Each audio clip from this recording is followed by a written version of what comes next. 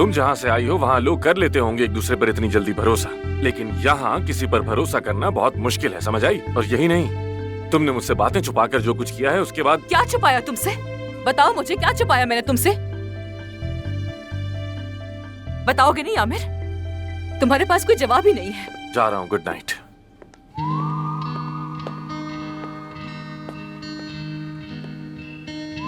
क्या हुआ?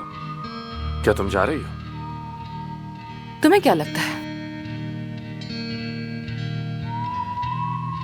मुझे लगा कि तुम नहीं जाओगी। तुम मेरे बारे में अब कुछ मत सोचो आमिर, कुछ भी नहीं। मगर मैं अक्सर जरूर सोचूंगी तुम्हारे बारे में। एक ऐसा शख्स जिससे मैं मिली और वो सबक बन गया मेरे लिए।